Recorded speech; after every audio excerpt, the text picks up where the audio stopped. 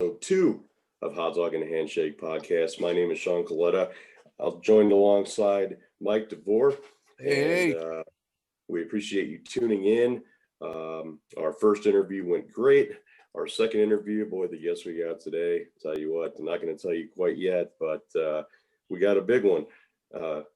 Physically, too. The guy is huge. You should see him.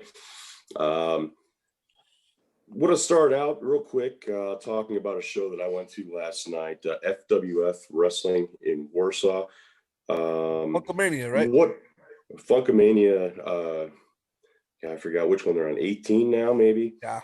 But what a fantastic show, man! Just a couple of spotlights I want to put out there. I don't drop names very often, but when I do it for a reason. A tag team that I had never seen before, the Thieves of Greatness. Those guys are absolutely amazing. And referencing back to the interview we did the other day with Joseph Schwartz, they're going to be appearing at his show in December too. So if anything, get out there and see these guys because they are absolutely amazing. They are not undercover cops. What's that? They're not undercover cops. Just to let you know. They're not undercover cops. They're not gonna. Joe made sure to put that out there last week. Yeah, definitely not gonna crash the party. J-Rock, another one of my favorite guys out there. I think he's pretty much hated everywhere he goes. Last night he was hated a lot, and didn't work out very well for him. I won't put any spoilers out there, but I just want to mention the highlight of the night. Drew Skills, as you know, is retiring from the business, and he's doing so at each promotion that he ever wrestled for. And last night he was confronted by Poison Apollo Star. Brothers right there. Yeah. While he was congratulating Anthony Toatelli on his championship, and they had a bit of an incident, which is available on social media now to watch. But let's just say there's no good blood with Drew Skills and Apollo Star anymore. If you get a chance, check out Funkamania. The next one's coming up, I believe, in January. They're closest brothers, man. What happened?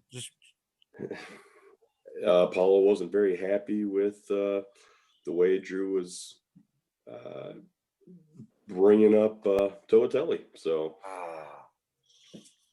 yeah, I mean, we'll see what happens with that. Drew's retired.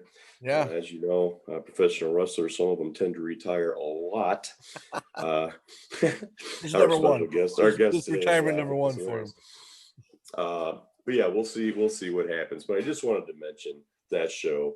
An amazing show. Next one's coming up in January. Make sure you go to your social media, look up FWF Wrestling, headed up by Lightning Bolt Johnson, Brian Johnson, and make sure you get tickets to that because it was amazing. So with that being said, we are going to move on to our guest of honor on episode 2 of Hotdog and Handshake podcast, and he is none other than, man, how do you even say this? Let's just say it as it is. Ladies and gentlemen, please welcome to the show, Supermex Sean Hernandez. Sean, welcome to the show. What's going on, guys? How are you doing? Doing well. Yeah. Hey, thanks for being on the show, man. We appreciate it. Wanted to bring you on. You are, man, you have a storied history in the professional wrestling business going back many years and in many different promotions all over the place. I mean, you have pretty much put your stamp on this business all around the world.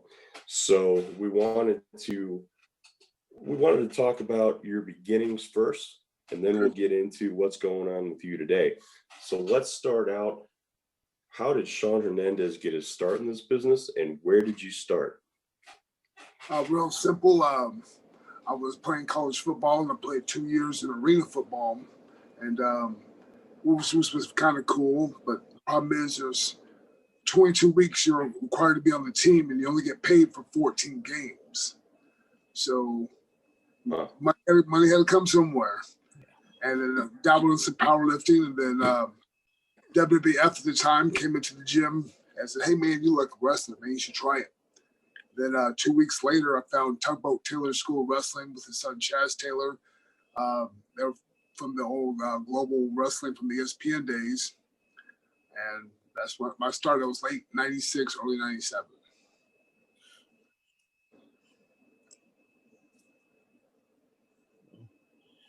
You got muted, Sean. I knew that. There we go. Technical difficulty. Sorry. The NWA, when did that come along in your career? How soon was that after you decided to get into the business? Because that was kind of your start, unless I'm mistaken. Well, I had like maybe 6 matches in 98. I went to a different promotion in 99, had about 70 matches. And then I started with NWA Southwest in Dallas, and that's when exposure just really took off for me. You know, I started wrestling in Japan, started wrestling, doing WWE dark matches, wrestling in Mexico, wrestling Puerto Rico. So just that, you know, people always slam NWA, but at the time, 2001, 2, and 3, it gave me exposure. It gave me big exposure. I mean, if it wasn't for those guys, I might still be somewhere in Texas for $50, brother. No, I get a lot of those NWA, I guess, spot companies, you know, like Wildfire in Ohio and, like I said, down there in Texas. I feel like it gave a lot of the young talent at that point in time a stage to shine. So there's no hard feelings for the NWA in this house, that's for sure. Not at all. Not at all. Now, for being down there in Texas, were you like a big world class fan then with the Von Erichs and? Well, there was 3 big ones back, you know, when we were kids. It was World Class, Southwest for the San Antonio crowd, you know, the Blanchards, and then Houston Wrestling with Paul Bosh. I was a Paul Bosh guy, obviously, because I lived in Houston. I was only 20 miles away, 20 minutes from down where the St. Houston Coliseum was.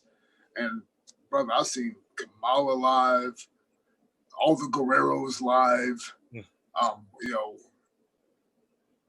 you name it. I mean, Junkyard Dog, my hero, and one of my early mentors, Dr. Dusty Williams. You saw everybody. I mean, it's like a who's who at Paul Bosh's spot.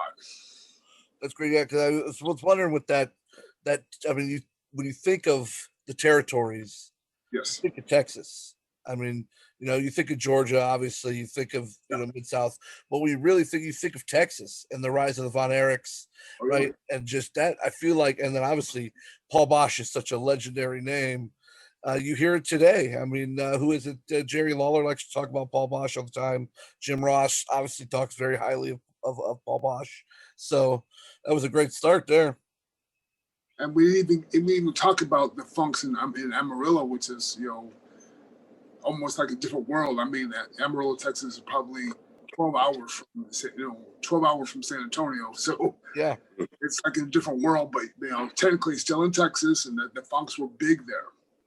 What now? Obviously, when Texas wrestling died off and the era of the WWF, you know, started, did you follow along to the WWF, or did you ever fall out of wrestling at that time?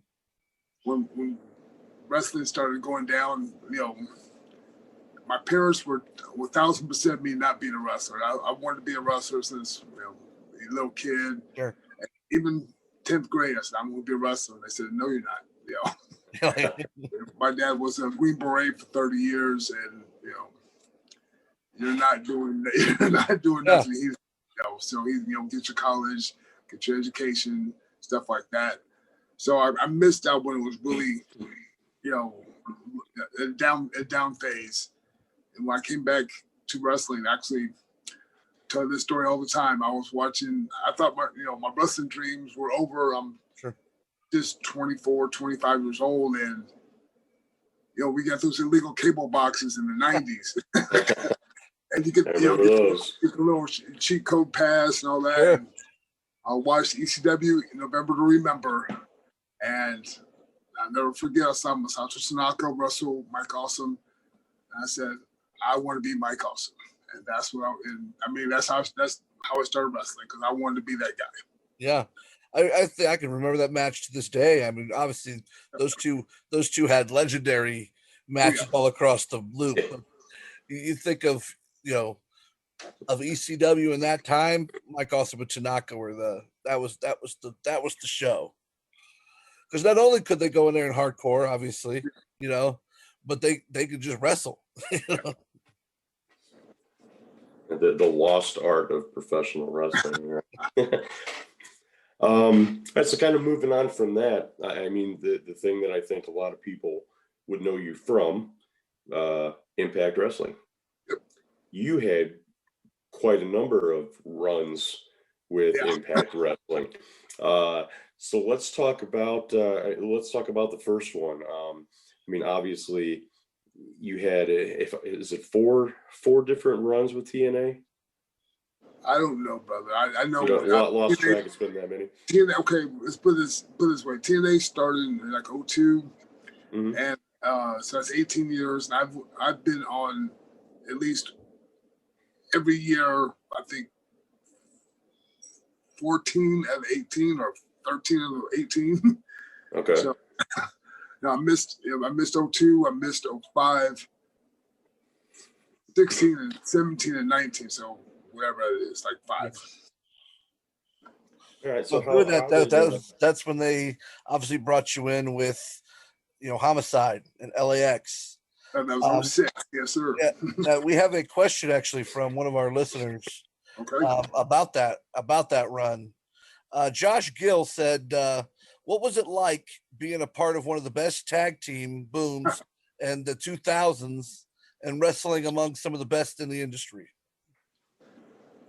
It was mind-blowing. I mean, you got to realize, I wanted to be, similar to Mike Awesome, travel the world, not be set in one different promotion. So we got to wrestle in Japan, Mexico, Puerto Rico, UK. I come into this group, I have no idea what's going on. You got, Homicide, who's Ring of Honor legend, the Godfather of the East Coast. You got an international, superstar with Conan, just with his gift for gab. And you have this 300-pound dude that, unless you are a really, really, really smart Mark, you wouldn't know who the hell I was. Mm-hmm. I remember starting out, I just literally be like this. Please don't let me be the weak link in this match. Please don't be, because you gotta realize we were, we sat on the sidelines from March to August. We was just there. And if you watch, the first parts of LAX, it was considered more like a joke, a little clown group. And then one day for the pay-per-view, they needed a match. Ron Killings didn't have a match, and Sanjay Dutt didn't have a match, and they're both babyface at the time. They go, man, we can't put them. They don't want to put them against each other. So, this by deductive reasoning, they gave us the match. Yeah. And me and Homicide, to be honest, this is 06. We were like, man, we've been sitting on the sidelines, doing that by the Spanish announce table, eating these people's free food, getting paid to stand there. Sure. Sooner or later, they're going to find out that they're paying us to stand there, and they're going to fire us. Yeah. And right. So we got together. We said, man, we're going to do. I don't care what happens, but we're going to try to blow this place up. And sure enough, that match lit a fire under creative, and we went from losing that match to being, having one of the matches of the year in the Bound for Glory in 3 months. I mean, it was just like a skyrocket, just like that. I remember during that run, when those gunshots would go off and you do, oh shit, like what's about to happen, And then here come you and Homicide out there ready just to destroy somebody. I mean, it was a funny story about that. I'm getting a little bit goosebumps now because we were taught, times have changed. You can't talk different ways and stuff like that. But when we came out and you heard them gunshots, we had the direct order. I don't want to say who it's from, but it wasn't someone from the group. Yeah. You do not acknowledge and you do not high five or shake any fan's hands that's white. Oh. You know what I'm saying? So, we're literally coming through our own deal, right? Sure. And so all these kids like this, trying to get a high five. Yeah. I go, bitch, I'm making money. I am Yeah, not I chasing remember you." this stuff. Because they put the camera right there. But if you stop on your interest, they put the camera right there. I'm like, I was raised. I was raised as an army brat, so you don't diss kids. Yeah, exactly. Yeah. I'm like, sorry, kid. Bye. Yeah. That was like your first real treatment is as you're gonna be a heel, you gotta act like a heel. Oh yes. Oh yes. That's what I was going to say. Did that take you a little bit of getting used to? Because I mean, the kids are. I mean, that's the next generation of fans. So did that take you a while to get used to doing that? What do you think? I have kids. I like hanging out with kids. And have little kids. I wouldn't want them to do it to my kids. I wouldn't want what my kids' idols, shying away from or disrespecting them or just walking away. Because I'll beat their. You know what I'm saying? That's my kids. You know what I'm saying? You ain't gonna do that. You don't do that to a child. But once I realized it was how the business worked and how things were going like that, the more we did that, the more you saw that Impact Zone full of LAX t-shirts in the crowd holding up the gang signs. Yeah. White, black, Chinese, purple, whatever they were. Sure. They were all throwing the gang signs up. I mean, and all those kids that we were dissing, they were buying those t-shirts. So it worked in the end. Oh yeah. But on top of that, you have obviously Homicide, who one of the GOATs, right? I mean, one of the best ever, to lace up a pair of boots. And then you would come in and hit those big man dives, man, off I always remember though that would get me even more hyped to some of the stuff that Homicide was doing, because Homicide was quick and he would do the stuff, but then you see you just doing power moves, but next thing you know, whoop, up and over you go, like. Now, have you always been like that athletic that you were just able to just do that, or? Yeah, I've like Al Bundy style record in high school. I still have the highest vertical in my high school, 38 and a half. Nice. So, to this day, huh? Yes, Al Bundy style, brother. Always got to keep the Al Bundy, tradition going. People want, because there's people that don't follow wrestling and stuff like that, and they follow football and athletics. So yeah. I'm like Al Bundy always preached. He scored 4 touchdowns in one game. Hey, get the highest jump. It's vertical. Yeah. Granted, it was all white high school, but I don't tell him that part. So that's not a spot they had to talk you into doing. You were ready to just go ahead and. Unfortunately, I've been doing that move since 1999. And what I mean by unfortunately is because sometimes that guy's there, sometimes he's not. Because I get so hyped up and I'm chunking guys around, and then I clothesline them out.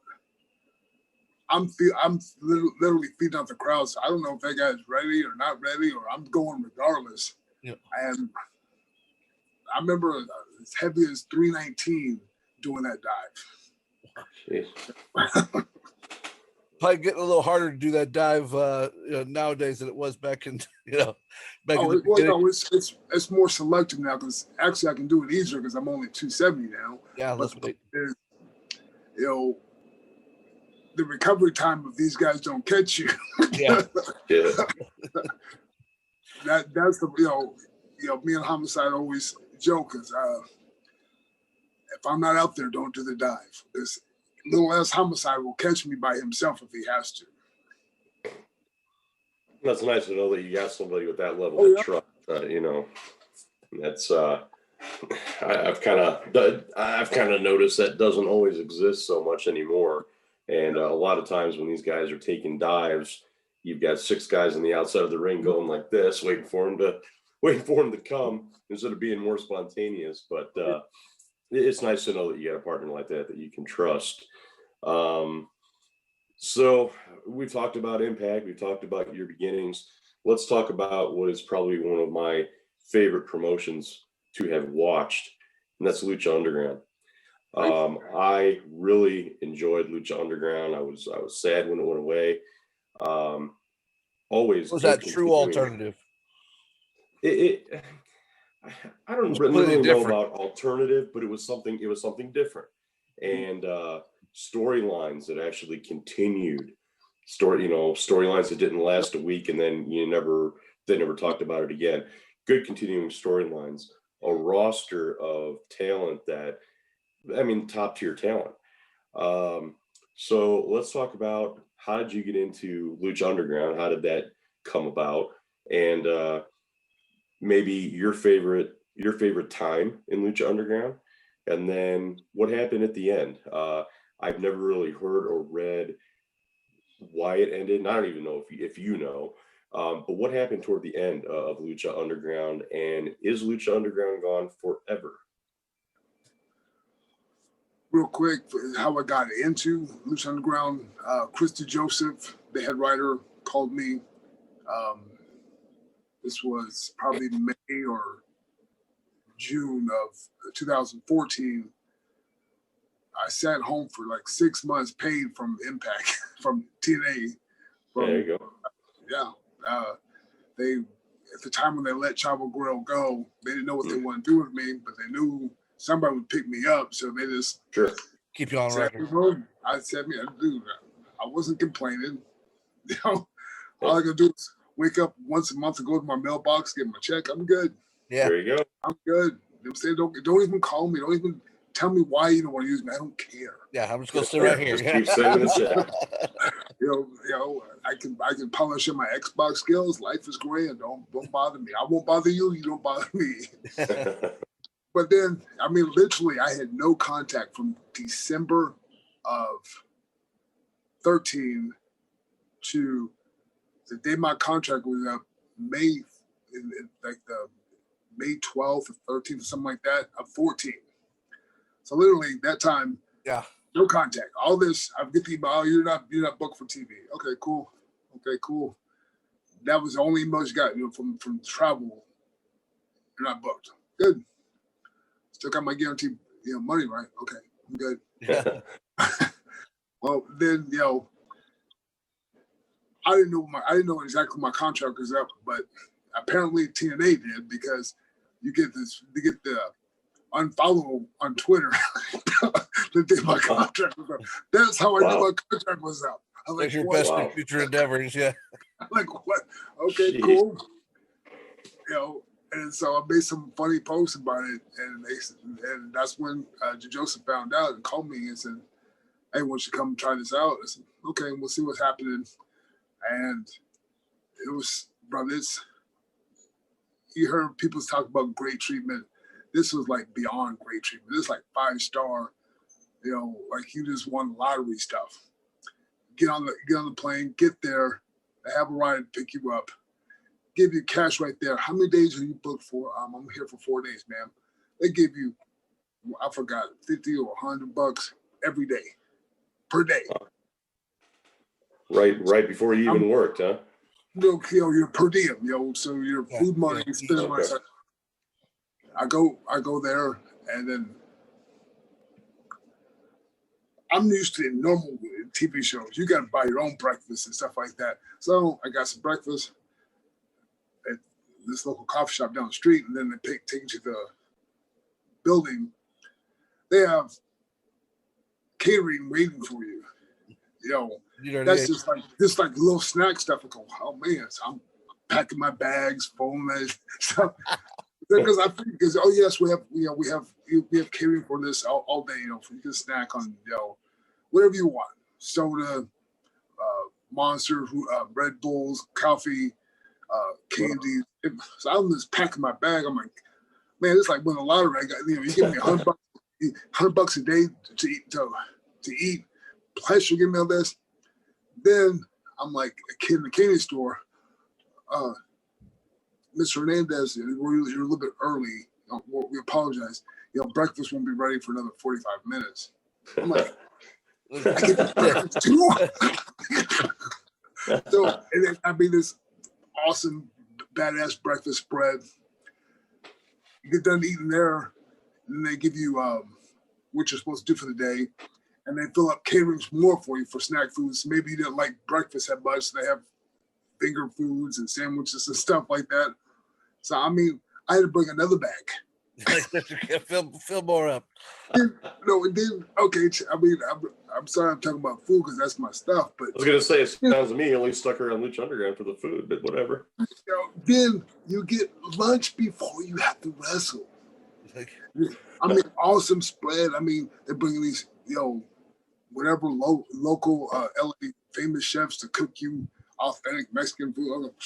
Really? You're like, Then, heaven forbid, it's a day where you only have to do pre-tapes and vignettes, so you don't have to wrestle. Bro, I'm there all day. I live at the lunch table. Because if I don't have to wrestle and take my shirt off, I'm good. Yeah, we'll need a little bit. Do they have they have a gym set up for you, or you just? The gym it was close to the hotel. They have 1,000% access to. I think it was like some Gold Gym or something. There was at the hotel. It was a really fancy hotel. So Beverly Hills. It was the Checkers Hotel, Hilton Checkers Hotel we stayed in. And they had a gym inside there. And that's in one of those fancy hotels where they give you the free waters and the free candy bars and stuff like that. I'm like, I'm never leaving. I'm not going home. It was, and then,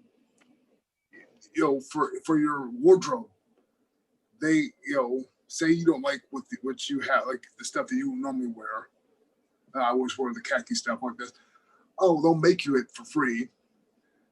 New gear. Wow. And I have a tear in my boots, no problem. In the next tapings, we'll have you a brand new pair made. Wow. So, granted, they left you. So after your match is over, you go back to wardrobe, hand them your dirty ass clothes, and all your outfit for the day. They wash it, dry clean that mug to give it back to you for the next day. You're ready to rock and roll. Wow. How long were those tapings for? Like a stretch of time? They would do maybe a third. The actual wrestling part would be a Saturday or Sunday. But if they had a lot of pre-tapes that have you come in on Thursday or Friday to do the pre-tape part. But I mean, this was like every other weekend or something. Whatever all the production and talent, all the crew could get together at the same time. And we were on the El Rey network, which was okay, I guess. But we're on Unimas, the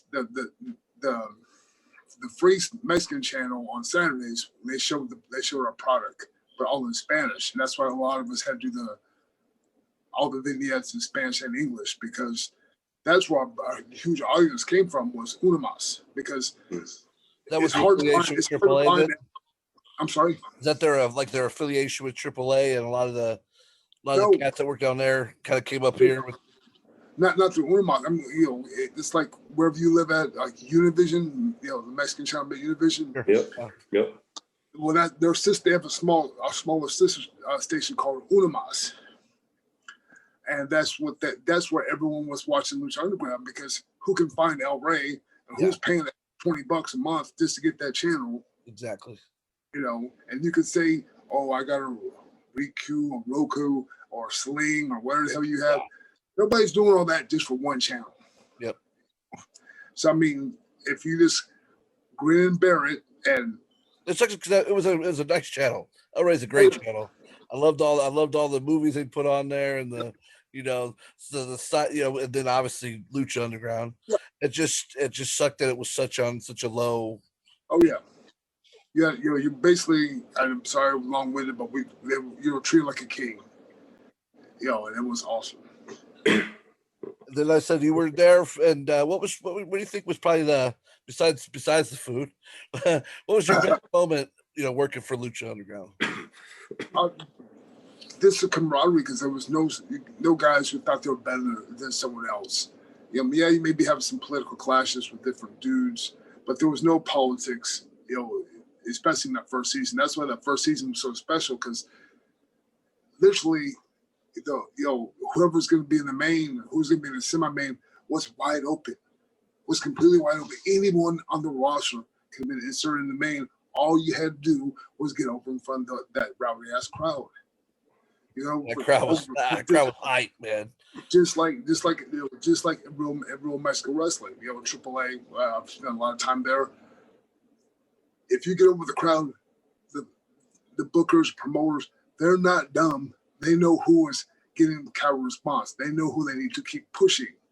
So you're going to be on the show and you're going to be up higher so people will stay later. Because if they put you on the first or second match, all of a sudden the audience will leave if they put something else out there. That actually brings up two questions. First of all, how much creative freedom did you have in Lucha Underground?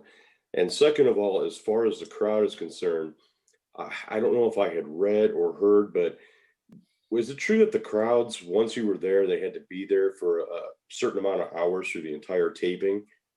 Is that how that worked? No, that's TNA. That was TNA? Oh, okay. No, Lucha Underground is awesome. I mean, the only thing with Lucha Underground, there would be people lined up on the streets, like when you get to the building.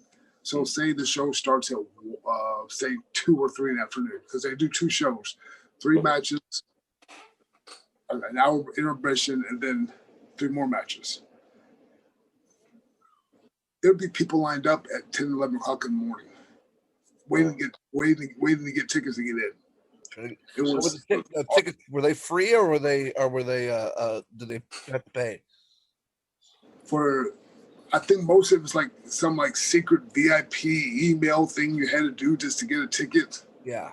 And they only give you a ticket for not for the whole deal, because they don't want, if you notice, the crowd's not the same people all the time. Yeah, they want. You know what I'm saying? So you can't be one of those smart Mark fans who sits in the front row on the hard camera side in the front row like this. Yeah, all day. Yeah. You might get that ticket that time, but the next time you're getting a ticket in nosebleeds, and you very rarely, unless you're a family or like really close friends with the directors and producers, you weren't allowed to. As a fan, you weren't allowed to stay for both tapings. Yeah. It was that hot, man. Yeah, that makes sense. Kind of want, obviously each episode's a new week, so you kind of want it to look fresh. Yeah. So what? Obviously, Lucha Underground has been over, but is there anybody talking about picking that back up, or is it just gone? To the best of your knowledge. It started from season 1. You're treated like a god/king for 4 months. Because if you do for the production, all your wrestling and stuff like that for the TV tapings. 8 months, you fended for yourself. So I'm treated like a god for 4 months. Doing the TV tapings, boom, whatever they need me to do, fly me in for voiceovers, whatever they want me to do. Then the next 8 months, we had nothing for you, so let me get this straight. I'm going from a TV star to the hottest thing on television in 2015 to begging indies that run in bingo halls for $300 for 8 months till you get your shit straight for me to start up season 2. That's what, I don't care what you say, I say, God says. That's what killed Lucha Underground. You cannot have these guys under contract for so long. Yeah. And then when that season wraps up, they're fitting for themselves for 8 months. Yeah. That's why they lost everybody. That's why they lost Ricochet and all those other things. They had to go make money, right? Oh, dude, what are you gonna do? I mean, like I told you guys at the beginning, they treated you well, they paid you well, everything. But all the good things come to an end. Oh, the season wrap. We're all like this. What does that mean? So, I mean, they stand us down after the season. Well, the season's gonna wrap. So they put us all in the bleachers, and hey, the season wrapped, and we're trying to figure out when we're gonna start filming season 2. So there's guys doing this. What do we do for until the next tapings? Yeah. And him and Holland not knowing what to tell us made us it is basically you fend for yourself. Now, in that contract, was it just WWE you couldn't work for, or was it everybody? Okay. Without getting too much into this, because I already got sued one time. Remember season we don't have to talk about things. Oh, I'm just real quick. You can be on no one's TV.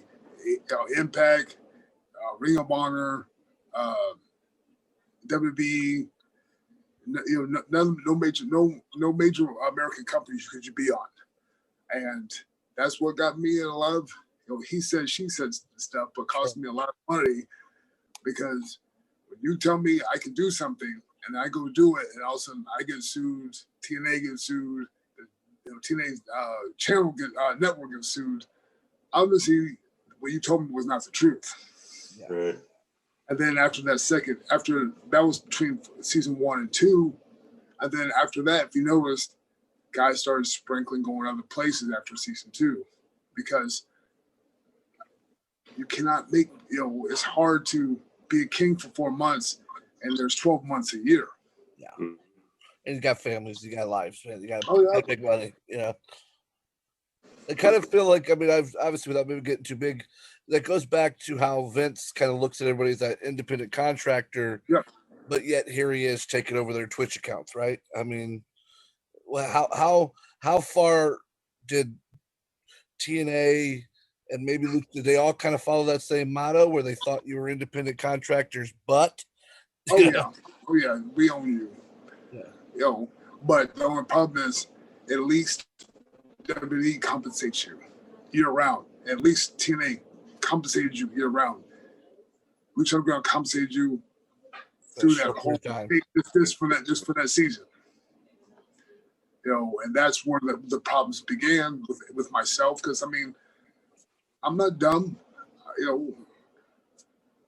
You're telling me I think I can't do these bookings. I can't go to Japan. I can't wrestle in Mexico.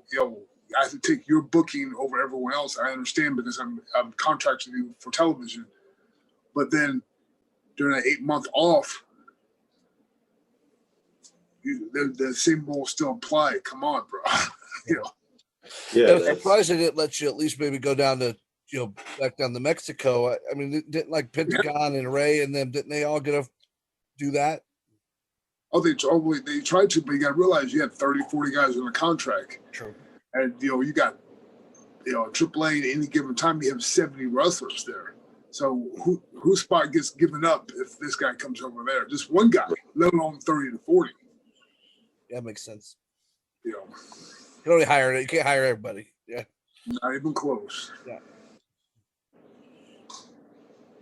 So here, let's go with that. So now, obviously, what are you doing nowadays? You still you hit the indie circuit and? No, I'm in Impact. Yeah, an Impact for here's a guy that kind of fell off from the Impact train. Okay. I've actually started to get back on that train. Yeah, I do enjoy the product now. I enjoy what's kind of going on. I like the Sammy Callahan's. I like the things that. But how's the locker room differ now than it did under Dixie? Well, we're giving them these hard-hitting questions. No, it's more, dude. The locker room now and the way management treats you, it's hand in hand. If you have an issue, they respond to you. They respond to the emails. They respond to your text. They respond to meetings in person. It's like night and day compared to any time in TNA I've ever been. I talk about this to everyone. Impact is. Everyone always tries to say Impact's on the rise. Impact on the rise. No, they weren't. Now they are. Yeah. It's definitely the best TV show that no one has 100% access to because they've been fooled and duped so many times that the TNA fans, it went from Spike to Destination America to Pop to XYZ. Yeah. So finally, Anthem is taking over. It has a firm stronghold. They have their own network, AXS. Yeah. And they literally bought their own network just to put their product out there. It's a great channel. Now, if you can, problem is getting the eyes from all the times now, I was a big TNA fan, but they kept changing channels, kept changing ownerships, kept changing creative, heads of creative stuff like this.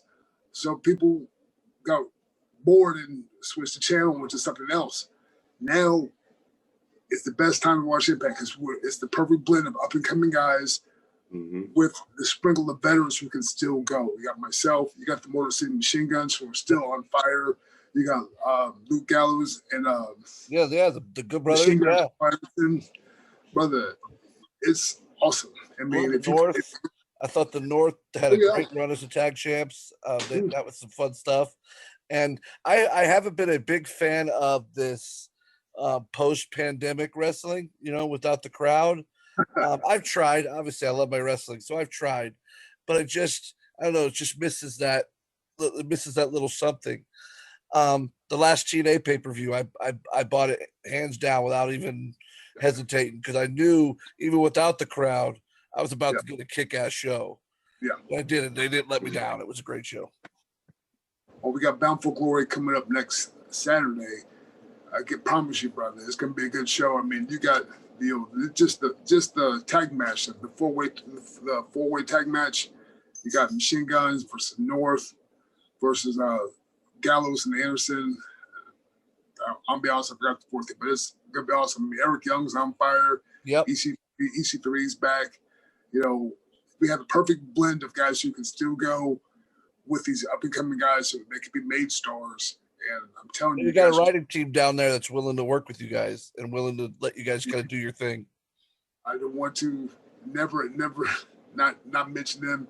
Jimmy Jacobs, Callis, Dimore, they're all doing a bang-up job, man. They're actually giving these guys something to work with. So when you see the product in matches and see the product in vignettes, it actually makes sense because these guys are behind it. Now let's go a little off course for wrestling. I have another listener that it's Josh Hardy from the Right and Nerdy podcast. He wants to know if you're DC or Marvel and why. Uh-oh. Gonna lose fans here. I have this problem in my own house. My family, everyone in my family but myself is Marvel. If you can't go by Supermax and be a Marvel fan. Yeah. Yes, I understand Marvel has better movies. There you go. Marvel has better movies, but DC, to myself, has the better superheroes. My wife's looking at me. My wife's right now looking at me stupid.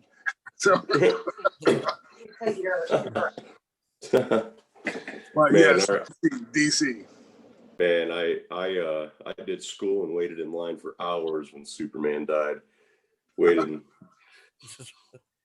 Definitely. I've always been a Marvel fan myself. X-Men, obviously, being my favorite series of comics. But I've recently, in my adult years, have gotten back into DC Comics, and you just realize, maybe their movies aren't as good. Their TV shows are banging. I mean, they're hitting all cylinders with that. But you go back and read some of them old comics, and they're just so well written. Yeah, they're just so well written. So with that being said, what if somebody wants to follow you, get some merch from you, maybe book you, how do they go about doing that? Well, with this pandemic stuff, probably not. Because I mean, Texas is opened up for, Friday for the bars to be open 50%, and you still can't be in full capacity everywhere. Yeah. But I wrestled. Where was it? I wrestled in South Bend, Indiana last month. That was pretty cool. There was a lot of weird people there, but I mean, those people got into it, and there's some good people that I worked with. You definitely got to check out. I mean, I don't know if other people who are not from Indiana. I don't know anything about Indiana. Yeah, I live in Texas. Always lived in Texas, so it's a little bit culture shock. But I mean, it was awesome. But a lot of wrestling going on in Indiana. Oh yeah. Yeah, me and Sean are both affiliated with a company called Heroes and Legends Pro Wrestling, which we do big fan fest. You know, I know we'd love to have you come up and do one of our shows when we start going 100% again. Well, we're down. I love, the main thing is when you're a legendary tag team, myself and Homicide, and we live in two different states. He lives in East Texas, I live in Texas, and you want both guys. That's it's kind of pricey. That's why you very rarely see us on the indies more than once or twice, maybe once or twice, maybe at the most 3 times on the indies.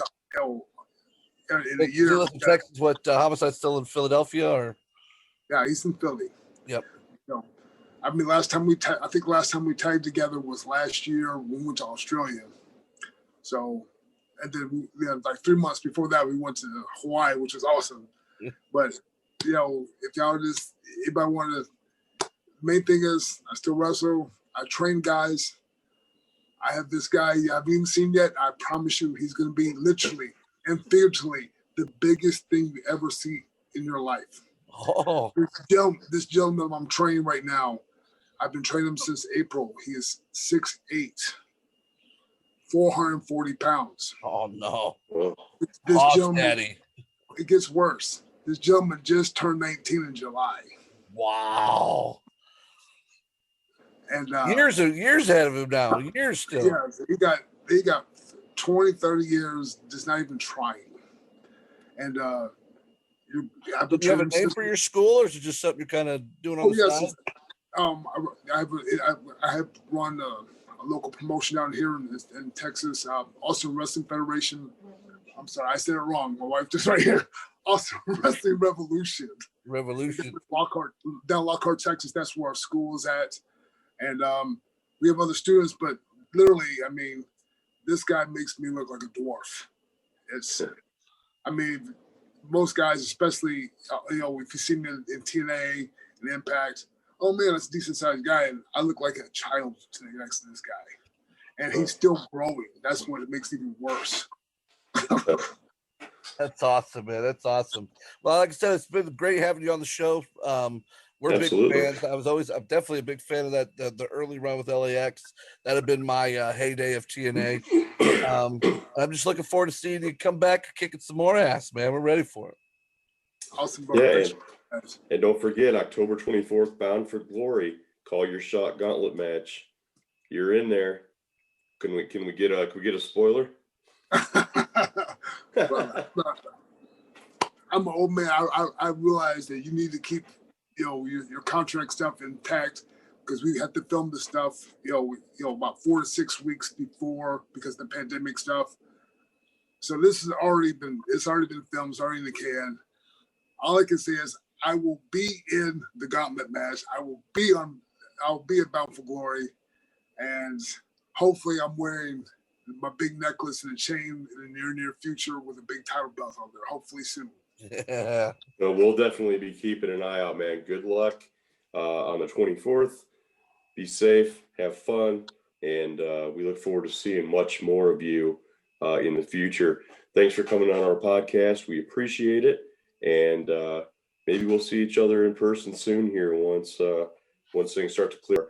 Amazing guest, Super Mex Sean Hernandez. Be sure to follow him on social media. He's on Facebook and Twitter. Also, be sure to tune in to Bound for Glory October 24th, and we'll see if Hernandez survives that Call Your Shot gauntlet. So Thank you for being on, Sean. Have a great day. Thank you very much. Awesome, man. Thanks for having me, guys. Thanks, buddy. Ladies and gentlemen, this has been Hotdog and a Handshake podcast with Mike and Sean. Thank you for tuning in. We'll see you next time. Our guests are going to get bigger and better, and we look forward to everybody tuning in. Thank you. Be sure to subscribe. Yep. Thank you.